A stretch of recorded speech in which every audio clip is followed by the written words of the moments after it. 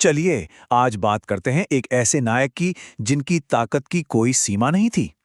लेकिन उनकी कहानी सिर्फ बाहुबल की नहीं है, बल्कि उस शक्ति के असली स्रोत की है। आइए समझते हैं कि हनुमान की असली शक्ति क्या थी। तो एक सवाल मन में आता है, असली शक्ति होती कहाँ है? हमारी मांसपेशियों में या फिर हमारे दिल में? और जानते हैं, हनुमान की पूरी कहानी ना बस इसी एक सवाल का जवाब है। तो मिलिए एक ऐसे चरित्र से जिनमें पहाड़ उठाने की शक्ति थी, पर उससे भी कहीं ज्यादा विनम्रता थी।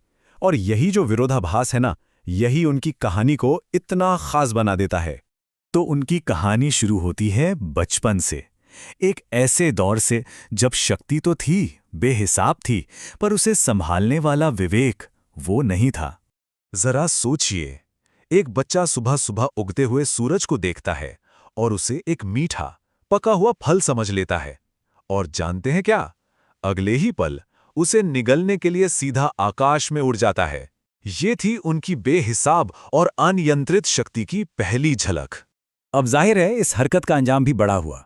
इंद्रदेव ने अपने वज्र से प्रहार किया, लेकिन जब वायुदेव ने अपने पुत्र को मूर्छित देखा तो वो बहुत क्रोधित हुए। अब उनके गुस्से को शांत करने के लिए सारे देवताओं ने मिलकर हनुमान को वरदानों से भर दिया। उन्हें मिली असीम शक्ति, किसी भी रूप में ढलने की क्षमता, और तो और अमरता का भी वरदान। लेकिन इन वरदानों के साथ ना एक श्राप भी मिला। एक ऋषि ने उन्हें श्राप दिया कि वो अपनी ये सारी अविश्वसनीय शक्तियां भूल जाएंगे, और ये शक्तियां उन्हें दोबारा तभी याद आएंगी जब कोई और उन्हें इनकी याद दिलाएगा।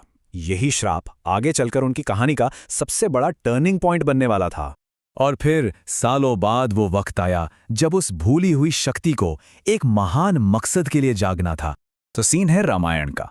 वानर सेना समुद्र के किनारे खड़ी है और सामने है एक विशाल समंदर जिसे पार करना नामुमकिन सा लग रहा है।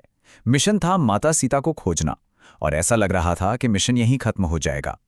हर तरफ बस निराशा थी।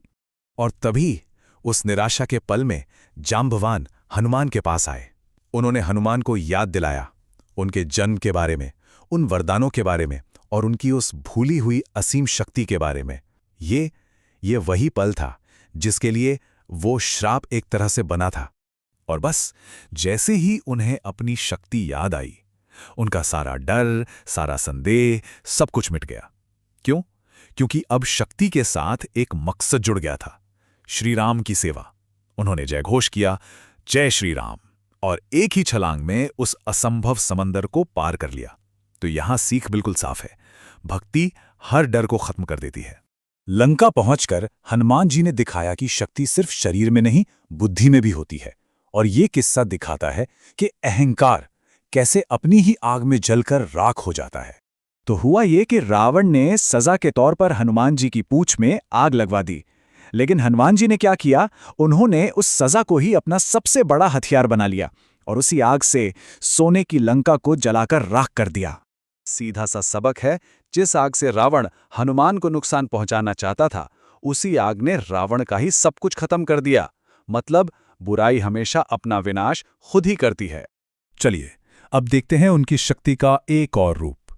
ये सिर्फ बल की बात नहीं है, ये है अटूट दृढ़ संकल्प की शक्ति। तो सीन है युद्ध के मैदान का। लक्ष्मण जी मूर्छित हैं और उन्हें बचाने के लिए चाहिए संजीवनी बूटी। कहाँ मिलेगी? दूर हिमालय पर। हनुमान जी पलक झपकते ही वहां पहुंच तो गए, लेकिन वहां तो हजारों जड़ी बूटियां थीं। वो संजीवनी को पहचान नहीं पाए और समय निकला जा रहा था। तो हनुमान जी ने क्या किया? वो कंफ्यूज नहीं हुए। उनका लॉजिक सिंपल था, अगर समाधान का एक हिस्सा समझ नहीं आ रहा तो पूरा का पूरा समाधान ही उठा लो, और बस वो पूरा द्रोणागिरी पर्वत ही उठा लाए। ये क्या दिखाता है? यही कि जब इरादा पक्का होना तो रास्ते अपने आप बन जाते हैं। तो हमने सूरज निगलना, समंदर लांघना, लंका जलाना और पहाड़ उठाना देखा। ये सब शारीरिक शक्ति के अद्भुत उदाहरण हैं। पर अब आते हैं सबसे बड़े सवाल पर। ये सारी शक्ति आखिर आ कहां से रही थी? अब जरा यहां देखिए। एक तरफ है फिजिकल स्ट्रेंथ, मतलब पहाड़ उठाना, अपना आकार बदल लेना।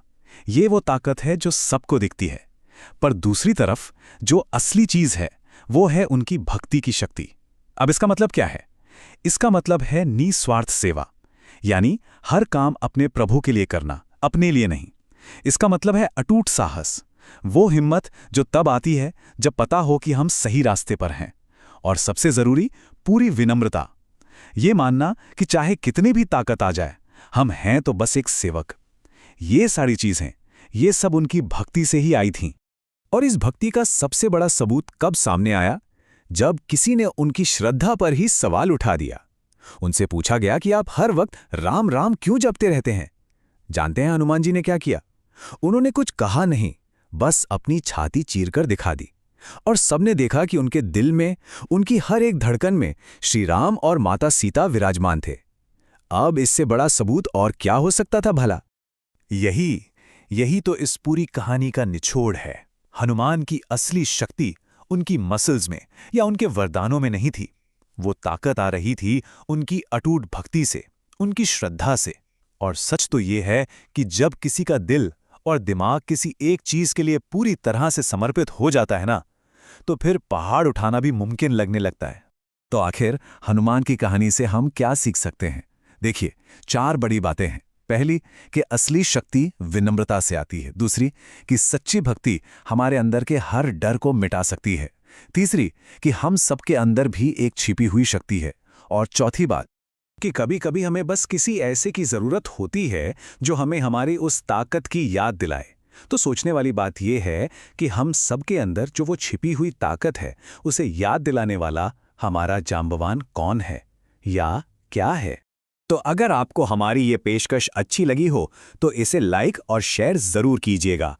और आगे भी ऐसी ही दिलचस्प बातें जानने के लिए सब्सक्राइब करना बिल्कुल मत भूलिएगा।